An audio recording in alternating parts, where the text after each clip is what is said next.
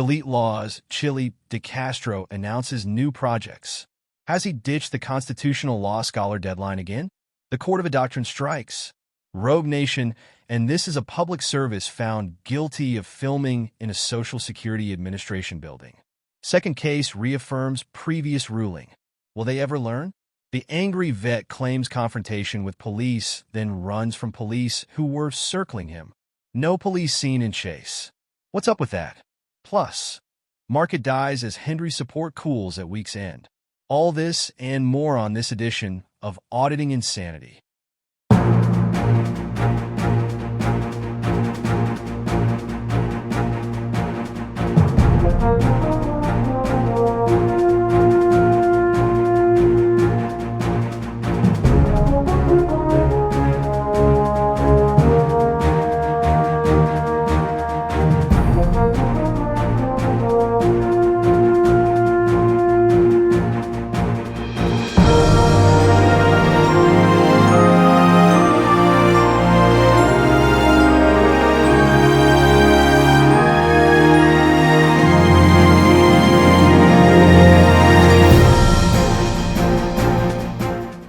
DeleteLawz announces multiple new projects. Chille DeCastro livestreamed twice on Thursday, once from downtown Los Angeles and another from his studio in LA, where he announced updates to multiple projects that he claimed to have going on in the LA area. This report will mainly focus on the first of the two live streams as DeCastro deleted the second stream, a discussion with attorney Michael Aline about reluctant profit, for unknown reasons. The live stream started with DeCastro down the street from a car fire in LA, capturing an explosion coming from the car before DeCastro assured his viewers that it was unoccupied. Spending a great bit of time examining the fire and the firefighters fighting it, DeCastro narrated from the scene. He explained the process of dousing the fire using water and foam, going as far to explain that the smoke could be toxic, so he would be keeping some distance away from it. As the firefighters finished putting out the flames, they doused the car in essentially fire-extinguishing foam, which DeCastro claimed destroyed everything and that the car parked behind the car that had been on fire would be damaged from the foam. Eventually losing focus on the fire, DeCastro focused on his own adventures in LA. He explained that he moved back to California from Las Vegas as he had opportunities in the TV and movie industry. DeCastro said that he had a First Amendment auditing-related pilot set to film in October that has been delayed until January. He also said he had funding for a series that had nothing to do with First Amendment auditing and had a backer who promised to fund the whole project. This apparently referred to mixed martial arts project that he was also working on. He bragged that he was seeking to make his name in the mixed martial arts world and said it would be his starting point to connect such names as Mark Bear and Dakota Wolf. The YouTuber excitedly added that he didn't anticipate it being done this year and was surprised that it would be done this year. Updating his weight loss goals, he claimed that since Thanksgiving, he has not eaten sugar, dairy, or processed flour. He has also done 3 48-hour fasts and 8 24-hour fasts and was losing weight quickly. DeCastro also claimed a hardcore workout on Thanksgiving cured him of depression and PTSD. DeCastro also renewed his pledge that he would be auditing next week and promised that he'd be sharing video of constitutional law scholar, which he says is 80% done, on Friday. No updates were provided to DeCastro's previous announcement that the board game would miss its previous Christmas 2024 release date. Update: DeCastro did not share video of constitutional law scholar on Friday to his public YouTube channels.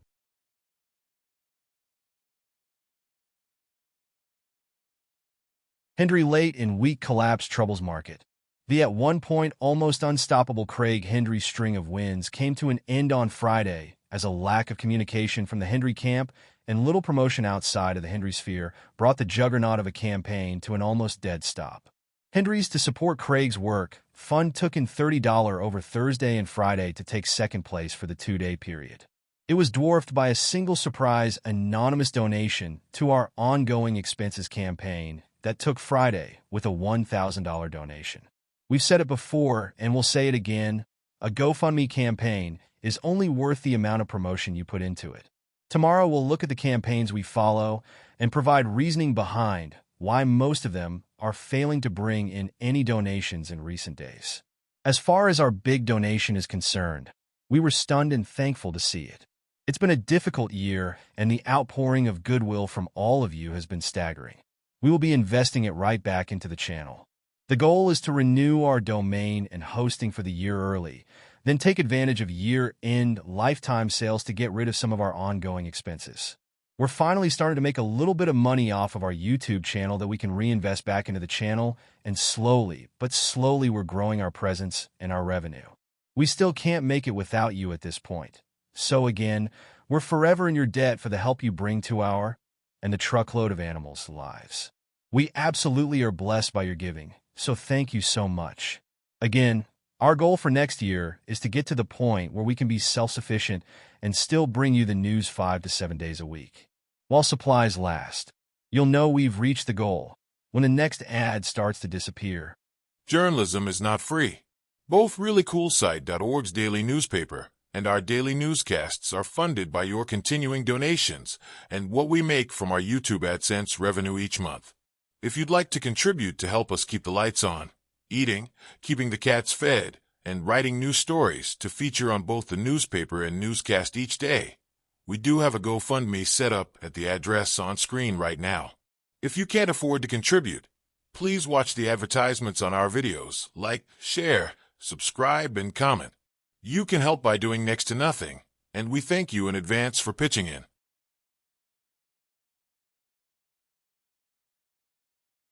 Rogue Nation guilty of Social Security Administration charges.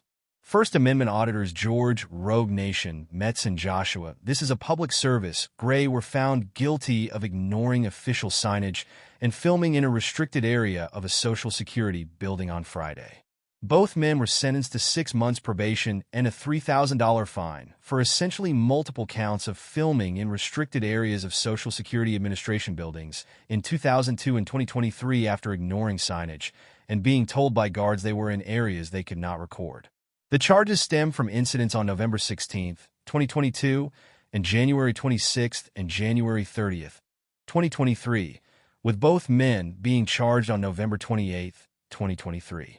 They were charged after the so-called Cordova Doctrine went into effect as YouTuber Christopher Denver Metro audits. Cordova made case law with his guilty verdict for filming in a restricted area of a Social Security building earlier that year. According to attorney Patrick J. Darcy's analysis of the case, lawyers for the defense attempted to public and non-public forums, stating that there wasn't a clear boundary between public areas and areas where recording was restricted. This argument was countered by long-established case law indicating that a Social Security Administration building is typically classified as a non-public forum. The prosecution brought up Metz purposely lifting his camera to see over a barrier into a restricted area where Social Security cards are created in order to access the private area. There were also questions over photography versus videography, with the defense claiming that the signage stated that photography was prohibited, while videography was not mentioned on the signage. Ultimately, while the prosecution had asked for 30 days of jail time for the offenses, the judge in the case disagreed with the assessment and sentenced the men to probation with a fine. It is unclear if the verdict, or the related verdict in the Cordova case, will deter auditors from recording in Social Security Administration buildings in the future. John Philax and a large group of auditors were on hand for the trial, including Lana from the J-Town Press and Rights Crispy. They protested the verdict after the hearing in an extended video posted to Philax's channel. The men have indicated that they will appeal the verdict and sentencing within the 14-day appeals window. The assembled group of auditors promised a swift victory and overturning of the judge's decision on appeal.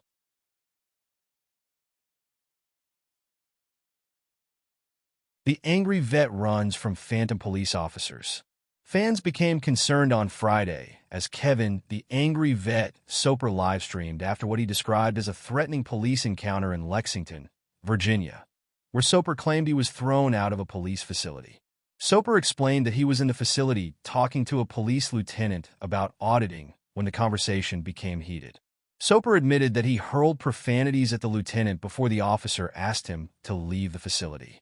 He claimed he did not have footage of his encounter with the police lieutenant as he didn't think fast enough to activate his camera while in the police station. The video began with Soper attempting to regain access to the facility and finding the front door locked. He again insulted the police officer, who was not present on the scene, for preventing him from re-entering the station. While in the parking lot, Soper found a female officer who was retrieving an item from her patrol vehicle. He demanded her name and badge number before attempting to question her about the incident that had just taken place inside the facility. A second female officer, identifying herself as a police sergeant, came out and retrieved the first officer, then promised to bring Soper a complaint form so he could file a complaint about what happened. After returning, Soper indicated that he was going to mail the complaint form back to the station along with an intent to sue notice. Soper said this was one of multiple pending lawsuits, and he would be looking to get footage of the incident. Things got strange after the sergeant left, as Soper became convinced that the police were circling him in their cars. No police cars were observed, as Soper left the camera pointing at his face. Soper then ran to a nearby residence and took off his hat and bright orange hoodie and then ran to his vehicle, apparently purposely disguising his massive frame from the police. He kept live streaming as he again made it clear that he wasn't safe and only stopped and turned his GPS on a good 20 minutes later. This is the second incident in recent days where Soper has claimed to have encounters with police where the footage has been in question. The first of which was an early November run-in with police in Rock Hills, South Carolina. Soper claims to have suffered a brain injury in the Rock Hills incident, but has refused to release the footage from that incident due to legal concerns. YouTuber BZWatchdog and others have attempted to independently investigate that incident, only to come up empty. The same incident has been featured on Christopher Direct D. Ruff's podcast, with direct accusations made that Soper invented the incident in order to jumpstart funding for his ongoing SCARS fundraising campaigns.